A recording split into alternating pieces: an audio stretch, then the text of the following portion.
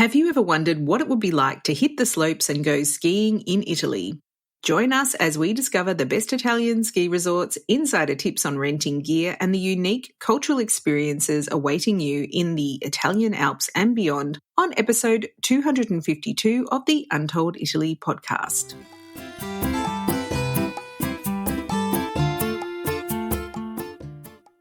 Ciao a tutti and benvenuti to Untold Italy, the travel podcast where you go to the towns and villages, mountains and lakes, hills and coastlines of Bella Italia. Each week your host, Katy Clarke, takes you on a journey in search of magical landscapes, history, culture, wine, gelato, and of course, a whole lot of pasta. If you're dreaming of Italy and planning future adventures there, you've come to the right place.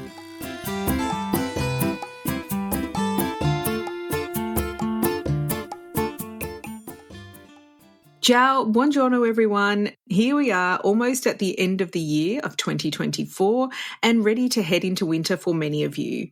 And while it's getting hot here down under, I'm planning a winter trip to Italy and I couldn't be more excited.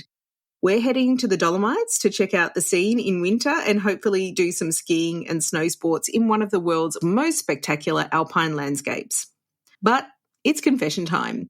I have extremely limited skiing experience and certainly don't know what to look for or even ask about when it comes to travelling around a mountainous area in wintertime, let alone the ins and outs of skiing gear and logistics. In the past, I would have tried to Google it and figure it all out for myself. But luckily these days I've worked out when to call in the experts. So today I've roped in Tyla from the Untold Italy team, who has a lot of experience skiing in Italy, for some advice on how to make our trip to the Dolomites truly memorable for all the right reasons. Andiamo, let's get started. Benvenuta Tyla, welcome back to the Untold Italy podcast. Thank you so much, Katie. It's so good to be back and talking about Italy again with you. It's been a while. It has been a little while, and I think the last time we chatted, you were just finishing up your time studying in Milan, and so much has happened since then. Yeah. But you're a much-loved member of the Untold Italy team, though our listeners may not know you so well. So how about you give them a quick introduction? Yeah, so I'm originally from Australia as well, from Townsville up in the north, but I've been living in Europe actually for the last 2 years full-time since I finished my studying in Italy, bopping between countries from Italy to the UK all the way to Bulgaria, where I met my now husband. And we have been living actually in a little ski town in Bulgaria for half the year, and then also traveling around when we're not there. So that's been a lot of fun. Of course, I've also been helping and doing a lot of the social media for Untold Italy.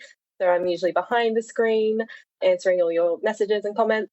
But I'm also a trip consultant now with Untold Italy as well. And that's been amazing because I've been able to help so many of our listeners plan their dream trips to Italy. And I think the best part for me is always getting the feedback afterwards of them saying, thank you so much for sending us to this place, or we never would have been able to find it without your help. So that's always amazing to hear. Yeah, totally. And we actually have had a few questions about skiing, so hence this podcast. And unfortunately, I'm definitely not qualified to talk about skiing at all.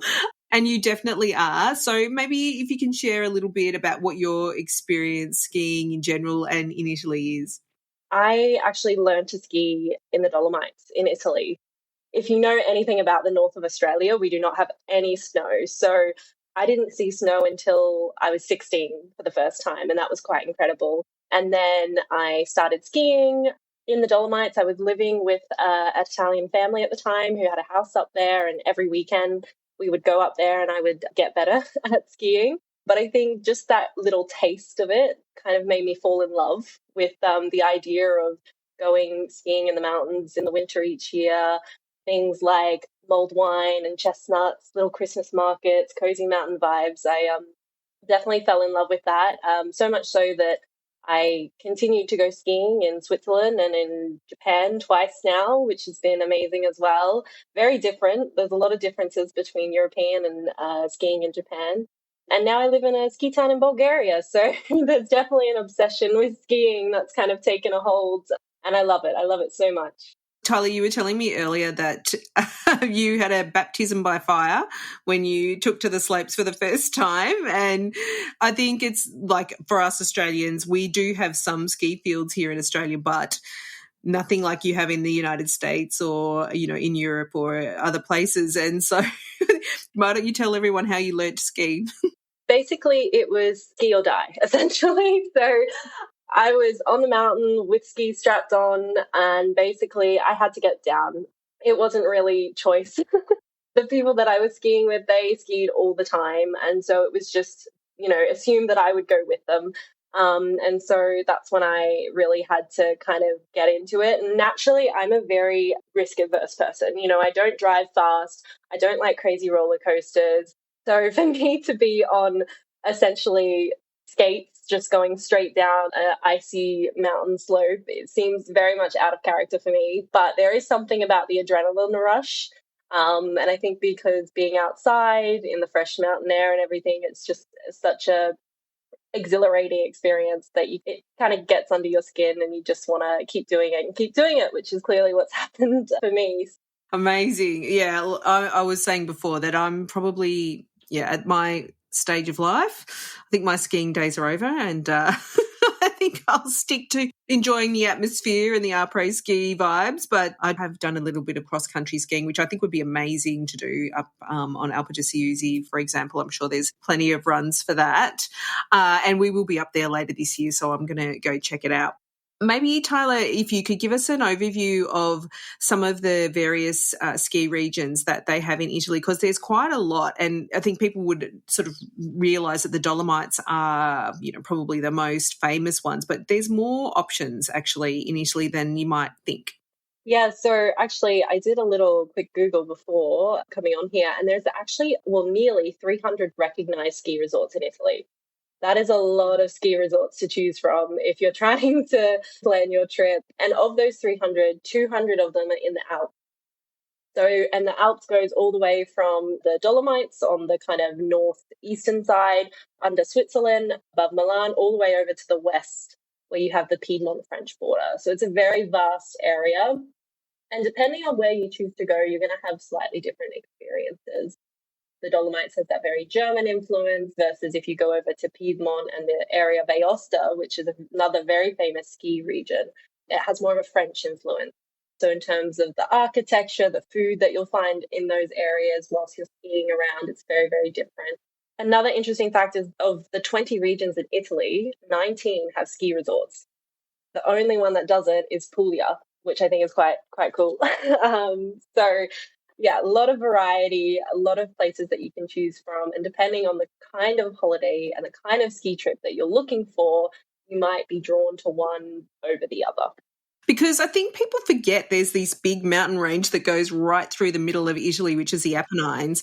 And so, I was thinking even Calabria, but the mountains are down there in Calabria, and also there's mountains in Sardinia. So it doesn't occur to you to think, because typically if you think of Sardinia, Calabria, you think of beaches and that sort of thing. But you can even go skiing on the slopes of Mount Etna in Sicily, which, might attract those who are seeking an additional rush, because I don't know about you, I don't have the desire to ski down a slope whilst worrying about Europe's most active volcano potentially going off. But hey, it's a cool experience, one for the bucket list.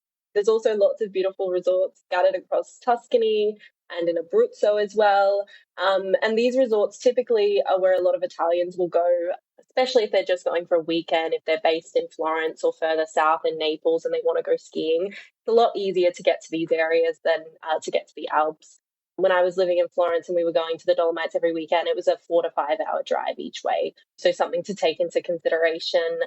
If you're flying into Italy and you're wanting to go to the Alps in the north, then your best bets are either Turin, Milan, or Venice, just in terms of timing. Otherwise, if you're coming from Rome, it can be quite the trek. Well, actually, because with our Dolomites trip, I mean, it is a long train ride, but it's 5 hours from Rome. There's a direct train now up to Bolzano, which once you're in Bolzano, you've still got a little ways to go to get up in the mountains. But I was quite surprised about that because, unless you're renting a car, you have to change at Verona. But I always tell people to stop in Verona because it's gorgeous. Like, why wouldn't you stop in Verona? Yeah, it's an interesting one, isn't it? Because it's not maybe the easiest places to access, are they? No, and I think in terms of getting there, you've got to look at what your options are in transport. So definitely the easiest would be to have a car and to drive. It just gives you a lot more freedom and flexibility. Also, you just move faster. The trains and buses can be a bit clunky and you make connections and sometimes you miss your connections if you've ever had that experience. I certainly have in Italy. But yes, you told me about this train recently, actually, that goes from Rome to Bolzano, which I think is really cool because it takes you, from the Eternal City all the way into the heart of the Dolomites. Going to be able to report back on that one because I'm doing that in a few weeks' time. Are you then taking a car from Bolzano to go driving around? Yes, we are taking a car. And one thing that was really interesting because my husband says, I'm not driving with those snow chains on. But I think up there you have to have these snow tyres, which I'm not quite sure. Do you know what they are? So it's actually, it's a legal requirement. So we actually have a family friend who lives near Lake Como, and they own a tyre shop where all they do is change tyres and store your tyres. So every person in that area with a car has summer and winter tyres that need to be changed and stored. They don't have snow chains. They're just a much grippier, more kind of tread tyre, but it is a legal requirement. And so if you're renting a car, they will definitely have them, but they're not difficult to drive. It's just like driving on a normal wheel. You've just got a little more traction if there's no snow or ice. But when you do hit the snow and ice, you're going to be grateful that you have those wheels. Yeah, having driven those roads in summer, I mean, they're very good roads though up there generally. It's very impressive actually in South Tyrol. The roads are just magnificent. But if there's any ice or snow, they are a bit windy. You just don't want to be going around a million miles an hour showing off your driving skills. It's just one to take it easy. Definitely. And I think that goes for all areas of the Alps, whether you're in the Dolomites, whether you're in Aosta. It's just important to be a bit cautious if you are driving, which in most cases you will be. There are a couple of ski resorts that you can get to by public transport, which I do think are worth mentioning. So, for instance, from Turin, you can actually get a train to the town of Ivrea, and then you can either get a connecting train or a bus from Ivrea to Aosta. And that's the easiest ski resort to if you are not wanting to do the car. And in Aosta, you get the cable car up to Pila, and there's a ski resort right there. You can stay in the town of Aosta, which is absolutely beautiful, very Roman, actually. So they have the Roman road that used to go through there. They also have a lovely little Christmas market. So that's one to consider if you are not wanting to drive. So there's one called Bardonecchia, which is actually an hour and a half from Turin. And it was interesting because when I was in Turin last time, we went on a walking tour and the guide said to us, if you want to go skiing for a day, you can actually get the train up, ski for a day and come back to Turin. So you don't even need to stay in a ski resort. And I was like, no way, that sounds crazy. Why would people do that? The very next morning, we went to get the train to Aosta and the train for Bardonecchia was leaving. And there were people kitted out with their snowboards, their skis, their boots, their beanies, getting on the train to go up and ski for the day. And I thought that was so cool that you could be in the city in the morning, skiing during the day, and then back in the city by the night. I just think that's very cool. That'd be nice. Yeah, you kind of don't realise how close some of these cities are to the mountains. Yeah. And, of course, Turin is just spectacular with the snow-capped Alps in the background. And, yeah, it's very close, actually, when you think about it. It's something that we wouldn't necessarily think about living here in Australia where there's no mountains close by. Yeah, so, that's really interesting. Yeah, I think it's a unique experience for people that may be used to just going to a resort, and staying there, and it's another option, I guess. Well, that makes me think as well, like, what would you do about your gear? Would you bring it with you or would you rent it? That is a really good question, and it's usually one that is very much personal. So, for instance, if you're going just to ski, if you're flying to Italy, you're doing, minimum 7, 10, 14 days skiing straight, you can justify bringing your own gear. Yes, it's going to be a bit of a hassle. You have to pay extra for the luggage. But if you are someone who really enjoys skiing and you know all the ins and outs of skiing, you're going to want your own gear because it's a lot more comfortable and you enjoy that more.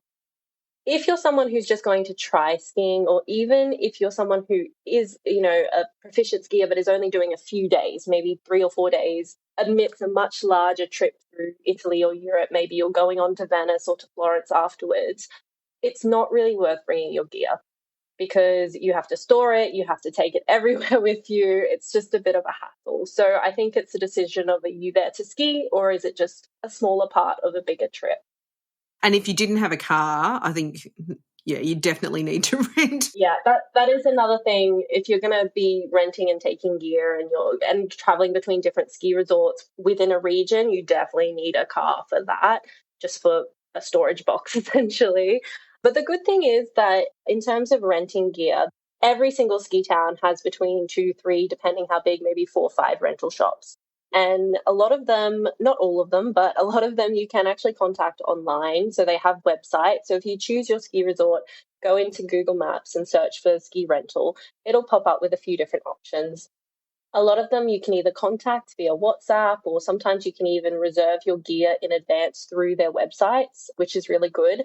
And I do recommend doing that, especially if you're going to be traveling during Christmas or during Carnivale, which is at the end of February. These are really busy times. A lot of people are on holidays, so they're heading to the mountains to take advantage of the good snow. So in those periods, if you're a specific size, and it has happened before, I've been in rental stores where they have run out of things, it's best to just have that reserved in advance for you and all the people who are traveling. And then it just gives you a little extra peace of mind that when you get there, they're going to have the things that you need. I do find up in the north, in those ski areas, they're very well organised and they're good online, unlike most of the rest of Italy. They are very, very well organised in that respect. So, yeah, definitely I would go check it out. So that's really good advice. And, I mean, I guess if you know how to ski, you've done this before, you know what to order, because I would have no idea. So on that note, actually, I think that's an important thing to bring up, Katie, because I didn't know this when I first organised my own ski gear. So when I was first skiing, everything was kind of provided for me because they had extras laying around, or they went and got me things. But when I organised my first ski trip on my own, which was to Japan, I had no idea what you could and couldn't rent. So we rented skis, boots and poles, which usually you get as a package, or you can get snowboards and boots as a package, depending which one you choose. You can normally always get helmets for rent. You can even get snow boots just for walking around the town sometime. And you can also get jackets and pants. These will always be available to rent. But the things that you cannot rent are gloves. You're going to want those gloves whilst you're skiing, 100-mile-an-hour winds, especially on top of the mountain, and ski goggles, which I didn't even think about. So I didn't have any ski goggles until I got to Japan, and I got all my rental gear. And then I was like, wait a minute, I don't have any goggles. What am I going to do about all the snow and ice that's, coming at my face whilst I'm skiing? So I had to go and buy some. And I think if you know this in advance, it's good because you can shop around, you can find the ones that you like, and you can get them at a much better price. When you're in a ski resort, there is very limited selection. It's just the one that is available. Yeah, just know that in advance. Yeah, and I bet it's not at the best price either. Never when it's a last-minute purchase like that. You're now the proud owner of some very expensive and ugly ski goggles. Yes, that is exactly the scenario that I am in. And the thing is, I spent so much money on those goggles that I haven't gone out to buy new ones, and I continue to wear them. Oh, persistence. I love it. Yeah, one day I'll update them for some snazzier, more well thought out goggles. But until then, that's what I've got. So maybe let's dig a little bit deeper into some of the resorts that you'd recommend for people to go to, because, like, as you said, there's 400. I mean, where do we start? So how about giving us an idea of maybe beginners and families to start off with?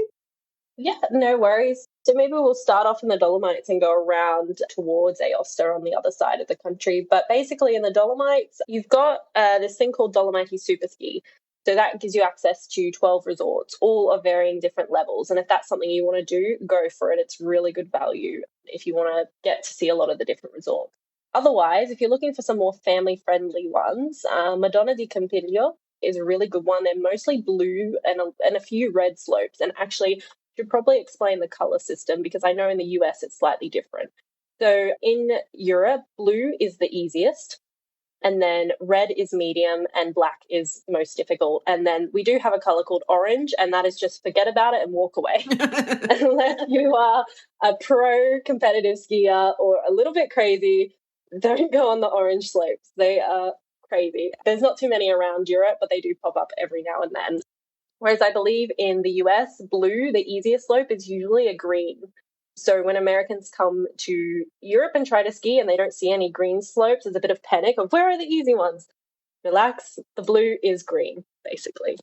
So yeah, Madonna di Campeggio, which is located in the Dolomites, has lots of beautiful, gentle blue slopes, and it's a great place for kids to learn.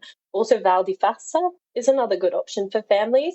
My personal favorite in all the Dolomites, now I haven't skied at all of them. There are some that I really want to go to, but this is one that just stuck out to me. So there's an area just up on almost the last valley before you get to Austria, and it's called the Tresinen is the region. But they have a couple key ski resorts. And so I really like Sesto because it's kind of two ski resorts that join together. So there's a lot of runs and it's super modern. And this is something also to consider. Like a lot of areas in the Dolomites, think of Cortina, it hasn't really been renovated since the previous Olympics. This may all change following the next one. But if you compare the infrastructure between some of these older ski resorts where they don't even have safety bars on some of the cable cars, which blew my mind, Sesto in the Tresinen is a really modern area. They've got heated cabins so that when you're heading up the mountain, you're completely out of the cold. They also have the pull-down visors, which are great. So it's a very comfortable area to ski in. And just down the road from there is a smaller resort called San Candido, which is included in the Tresinen Pass. And that one is excellent if you're learning to ski because it is not a very high altitude. It's very low. You can just drive and park at the bottom of the slopes and take some little gondola cable cars up. And from there, it's very gentle, very easy slopes. There's a good restaurant at the top. There's actually a playground for kids as well, if they're kind of a bit over the skiing. And you don't have to worry about all the really experienced fast skiers running down and, potentially hitting someone because it is mainly families. Those sorts of skiers, they're not going to go there. It's not interesting for them. So that's a really good starting point. And I think from there, it's then very easy to just drive down the road and go to Sesto when you want to try some potentially longer, more difficult slopes.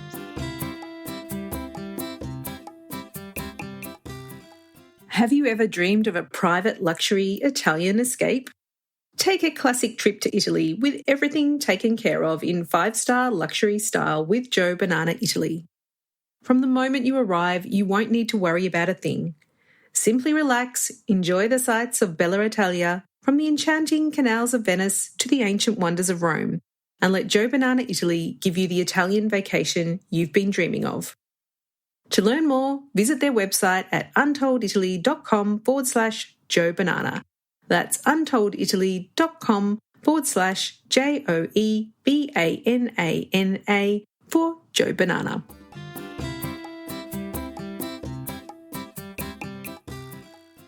Okay, and just for everyone, let's just remind everyone because it is a very different region up there where they mainly speak German, and so you will find the names in both Italian and German. And for this one, it's called Sexton, I believe, in German. Sexton, Sesto. Yeah.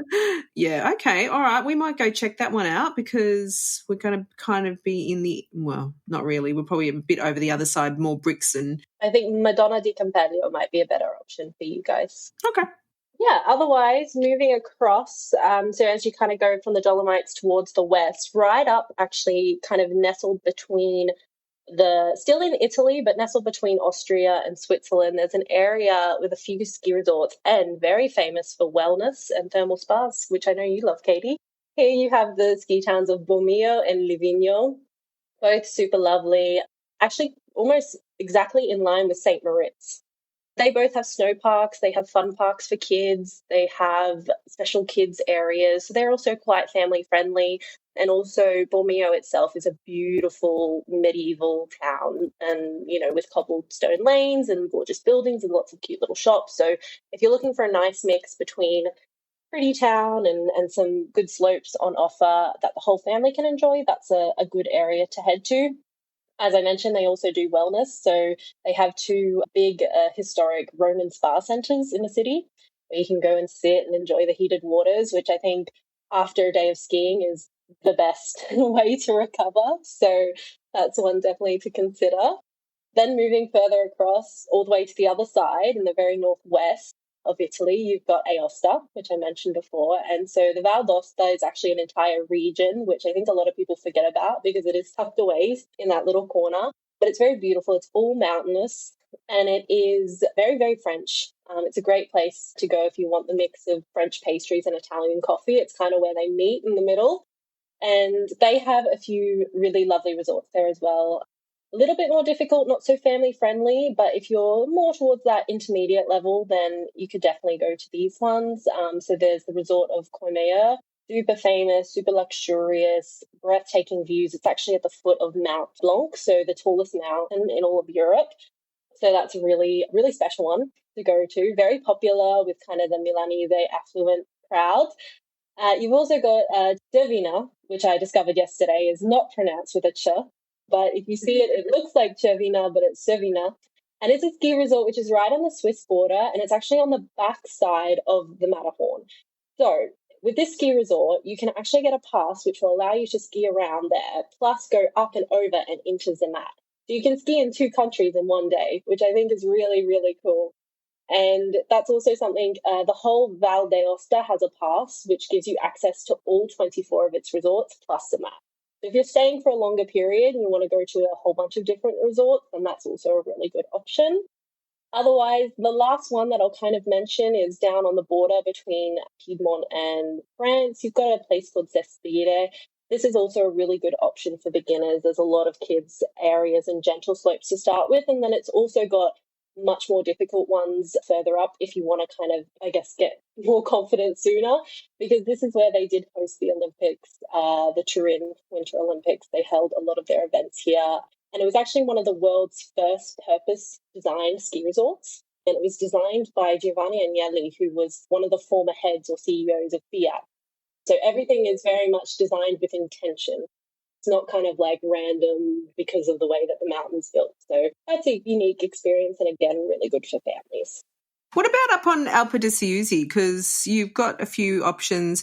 I feel like if you stayed in Orthez, which I know a lot of people do, you've got quite a few options from Orthez because you can go up to, I don't know if I'd be skiing around Seceda. It looks very steep to me. I don't know about that one. But I mean, I'm sure people do. But there's a few options there, isn't there? Yeah, so I haven't actually skied there before, but it is number one on where I am going next in Italy, because I was there recently actually with the Untold Italy tour, our first ever Dolomites and South Tyrol tour, and that was amazing. We actually did get a bit of surprise snow there whilst we were up on Seceda, and I was looking down, and you're right, Katie, it's very, very steep, but our guide was actually telling us that you can ski from the top of Seceda all the way down to one of the villages and then bring the cable cars back up.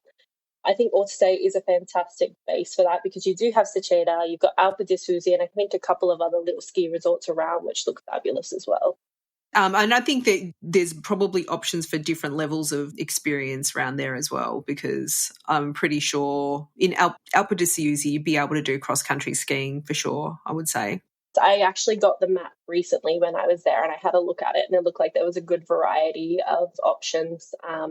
Cross-country skiing, downhill skiing. So I think it would be good. Also, it's very vast, so there's a lot of different areas that you can explore.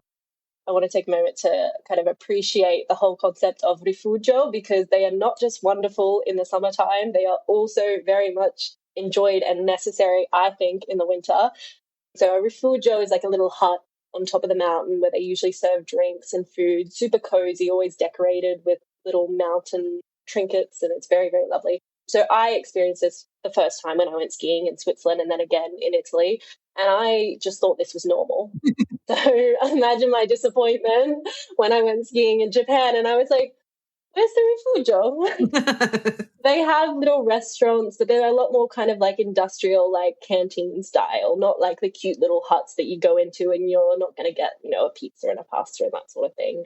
So yeah, I was a little bit spoiled for that, but I do think that's kind of what contributes to making the experience of skiing in Europe, and even more so in Italy, so magical, because nothing hits quite right like a big bowl of hot steamy pasta after you've been skiing all morning. I think it's just the best. All those dumplings. Those dumplings too, exactly. Yeah, it's really interesting because I'm going to be so fascinated to see what it's like up there in winter, having been there in summer and also being in France. Actually, I went up to Mont Blanc one Christmas time with my family because I was desperate to have a white Christmas. I drove everyone up there on Christmas Day from Geneva. But yeah, it'll be really super interesting to see how the vibe is because once again, Italy probably isn't the best at promoting this aspect of that people can go skiing there. So obviously France and Switzerland do an amazing job of promoting their ski resorts. But yeah, Italy, for some reason, it's, I would guess they're probably already packed out with local Europeans, actually. You get a lot of Austrians and Italians skiing in Italy. This is very, very true. You get a lot of Germans coming down to the Dolomites, a lot of French coming over to Aosta. So it is very popular. That being said, Italy is a lot more affordable than France or even Switzerland. Switzerland is another world on its own. But, if you look at the ski passes, you look at the accommodation, typically, maybe not in Cortina d'Ampezzo. Okay, that's a bit of an exception. Cortina is glitz and glam. It is definitely the most luxurious of experiences, and same going for Comea in Aosta, maybe more. But in general, a lot of the ski resorts, you'll find that they'll be more affordable than those that are in France or Switzerland or Austria. So another thing to consider if you're trying to stick to more of a budget. And better food, let's face it. Yeah. And better coffee, so, I mean, I love France too, so French people listening, don't think I don't love France because I really do. But their coffee is so bad. Oh, my gosh. Like we used to drive, when we lived in the UK, we used to drive down to Italy through France and stop off at my cousin who lives in Switzerland. Sounds like a crazy thing to do, and it probably was a little bit crazy. But every time we got over the border, we would just stop at the first Auto Grill, which is like the motorway or stop, and get a coffee because they always make a good coffee at the Auto Grill. It is very true. And like I said, if you enjoy your French food and a French pastry, but you still want that Italian coffee, Aosta is a great place to be for that. But I get it, Katie. I get it. We did a road trip, my husband and I, recently from the UK all the way to Bulgaria, where we went through France to get to Italy. And we too stopped at one of the very first, I don't think it was an autogrill, it was more like just a roadside stop, but we stopped and we got our coffee fix and we were good to go for the rest of the trip. How do they do it? I don't know. How can they make it so bad? Anyway, it's always a delight to be in Italy. And I think, it's a very unique culture up there, and they're very proud of they're kind of like an independent region, actually, of Italy. So they don't consider themselves to be really Italian, it has to be said, do they? Yeah, I mean, especially if you look at the area around Bolzano in South Tyrol, this is essentially an independent area politically, but they do really have pride in that. They really take pride in the German language. They take pride in their traditions, which is really lovely to see. And that is one thing to note. A lot of these regions being bordering regions in the Alps, they do have two languages, as you mentioned, Katie. So up in the Dolomites, it is German and Italian. If you go over to Aosta, it is French and Italian. They will speak both, but sometimes in different areas they favor one over the other. So if you're, learning a bit of Italian, you're excited to go practice it, and then you get in a situation where you're like, hang on a minute, I can't understand any of this. Don't worry, they're speaking a different language. That happened to me once whilst I was studying in Florence. I was trying to learn Italian very quickly. And then when we went to the mountains on the weekends, I'd be sitting in gondolas and trying to eavesdrop on conversations and see if I could understand. And then I'd be disgruntled because I couldn't understand anything. And then they'd be like, oh, don't worry, that's German. They are so proud of their culture up there. We went to a festival last year, and when you go to these festivals and the people are all dressed up in their traditional costumes, and you're kind of expecting them to be, maybe the older people that are into it, but actually no, all the teenagers, everyone is dressed up in traditional costume, and it's fantastic actually, because they're not, I'm sure they've got their same, they're all attached to their phones and doing whatever, but they still have that really deep connection to their region. And I find it really comforting and fascinating in a way, because they just refuse to let go of that heritage. It's beautiful. It is. And that's where you can go and really experience an entirely different part of Italy. If you've been to the south, if you've been to Tuscany, forget all that. It's completely different. I know when we were on the tour recently, a lot of our guests had been to Puglia and to Tuscany, and they were so surprised and so shocked to see how different it was in terms of the architecture, the language, the food, but equally they were amazed by the fact that this existed within the borders of Italy. So it is a very special region. I think, I'm a bit biased. I do love the mountains and skiing. It is one of my favorite regions in Italy. And like I said, I will be heading back soon to try out all those slopes around Ortisei as well. And the thing that I think is amazing, because I don't know about anyone listening, but if you are not necessarily an outdoorsy person and you're thinking about these hikes or going skiing, and like if you have to use the bathroom and you think, oh gosh, you brace yourself, you go and think, oh, I'm going to go in, it's going to be gross. And it's not up there. They've got, I don't know, there's someone up there on the Alpe d'Huez who's made a sort of business out of doing bathrooms, and they're 5-star bathrooms. It's amazing. Go in there. It's like a day spa. They really are. Some of them have the best views of the mountains. It's just crazy. You're just like, how is this possible? But yeah, it's a very special region to be. And in fact, it's going to be on the world stage very soon. So, maybe it's not too crowded with international guests now, but I think it will be in the near future because 2026, we have the Milan Cortina Winter Olympics taking place. And that's going to be a big production. It's actually split across several different areas. So you'll have events in Milan. Cortina will also have a lot of events. Bormio, which I mentioned before, up near Switzerland, is also going to be hosting some events. And the closing ceremony will actually be in the arena in Verona, which sounds amazing. That is something to note if you are thinking of going on a ski trip to Italy. 2025, definitely a good time to go. 2026, in the new year, just be aware that a lot of the resorts are going to be hosting these events. So that means a lot of closures on certain slopes, big crowds. So maybe one to put off until later or go a bit earlier. Or if you're really into it, like get organised, I'd say. Or that too. I think it would be very, very special to go see a Winter Olympics up close and personal as well. So, but yeah, you'll need to get organised.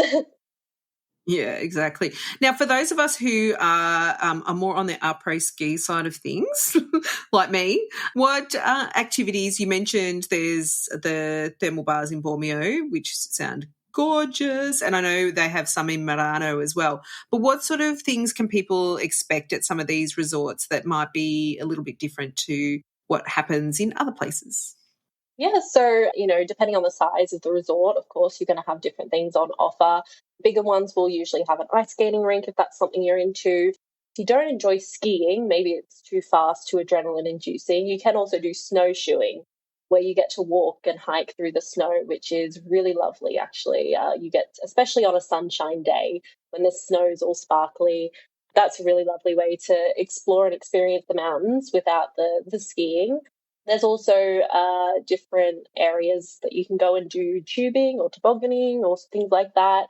I went to one actually in Tresin, and I don't remember the name of the resort, but they had a really cool tobogganing kind of slope that was in between the two ski slopes, and it was going between the trees, and that looked wonderful as well. So, of course, there's also the spas that you can go to. Every region has a few of their own. There's lots of wonderful restaurants. Some of the best food that I've had in Italy has actually been in the mountains. And this might be an unpopular opinion because I have been to Naples, but I think the best pizza I've ever had has actually been in the Dolomites. Yes, I know, very controversial, but I think up there's so much emphasis on just this sense of warmth and being filling and that sort of thing. So you get a lot of mountainous ingredients like mushrooms and Italian sausage and that sort of thing. Plenty to see, do and eat. Also lots of great shops to go to as well if you enjoy a little bit of a shopping spree. Yeah. I know as well up in Alpe d'Huez is they have this horse and cart, which I think if it's not raining, that runs. We found that out the hard way, didn't we? Yeah. I think that would be gorgeous to go along some of the trails on the back of the horse and buggy, but you want to be really warm. I've seen those things where you squish them and they become hot. I'm going to invest in some of those. They are excellent, actually. I had a few of those. You just kind of break them and pop them in your pocket. One thing I saw recently, actually, I think it was on Instagram, a mum, she lives in the French Alps and she has kids, toddlers, that she gets ready to go skiing. And something she does is she gets the little kind of hot packs and she puts them on their toes and then they wear them in their ski boots. And so then they're not complaining of having, cold, freezing toes, which now I'm thinking I need to do that, because the one thing that I don't enjoy about skiing is the fact that no matter how many layers of socks I wear, my toes are always freezing by the end of the day. So I think that's a good one to take note of. I think also, if you're not so much into the skiing, but you really want the festive, cozy Christmas atmosphere, go in December. The snow's not going to be as intense. Usually the best snow comes in about late January, February.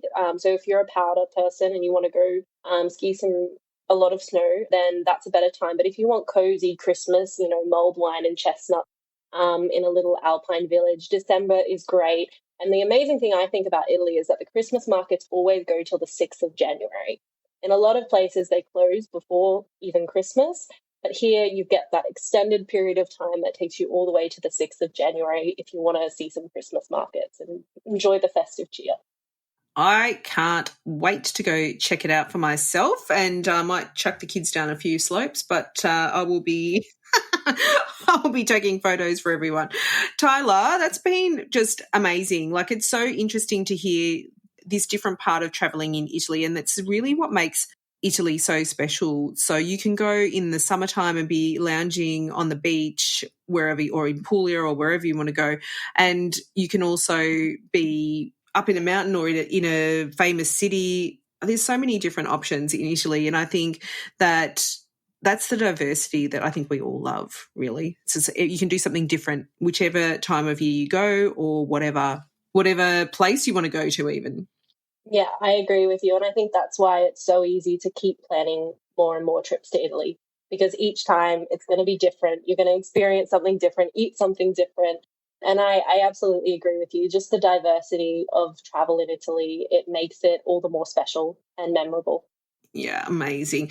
So, Tyla, thank you for coming on the show to chat about this. Of course, we're going to put a link to Tyla's trip consultant booking page too, so you can book directly with Tyla if you're interested in getting some personalised support for your skiing trip in Italy. I think just listening to you, and also when we had Kate and Vin on, who are experts in the area as well, there's actually a lot to take in, and I probably would not wing it. Like, having been there myself, there's not a lot of information online. And if it is, it's not in English for sure. And unless you really understand how these ski lifts and the ski resorts work there, you're going to waste a lot of time trying to figure it out, because it's just not as straightforward as you might think. So, yeah, so do reach out if you want some help. Tyla's going to be available to take bookings as a trip consultant, but I hope you've learned something today, and I certainly have, and I can't wait to get to Bolzano and Milano and check everything out. Thanks, Tyla. Thank you, Katie. Wishing you and your family a wonderful trip. I want to see lots of photos and hear what you think. But yeah, I think everyone should have a trip to the Dolomites in winter, or to the Alps in winter, at least once in their lifetime. I agree. You never know. My kids might get sucked into it, and I might be back there on the regular, which is not such a bad thing. Definitely not. Okay, brilliant. Thanks, Tyla. Ciao. Ciao, Katie. Bye.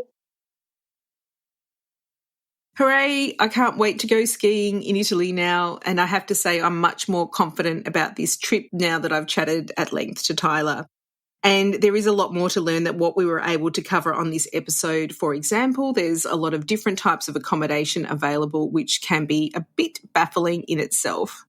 So if you'd like some help planning a skiing trip in Italy and you're a bit overwhelmed by either the lack of important information available on the one hand, or the abundance of confusing information on the other, I do suggest booking in with Tyla to help you clarify your plans and get you excited about your trip. We've put all the notes for this episode, including the resorts and tips that we discussed, on our website at untolditaly.com/252 for episode number 252. Thanks to all our wonderful listeners for your ongoing support of Untold Italy. I do hope you enjoyed today's show. And if you did, we would love it if you shared it with your Italy-loving friends and family. Grazie to all of those who have already done this. It is so appreciated. We do appreciate you. Now, that's all for today's show. Next week, we're going to explore some Italian Christmas traditions and learn what the festivities are like in Italy during this special time. But until then, it's ciao for now. The Untold Italy podcast is an independent production. Podcast editing, audio production and website development by Mark Hatter, production assistance and content writing by the other Katy Clarke. Yes, there are two of us. For more information about Untold Italy, please visit untolditaly.com.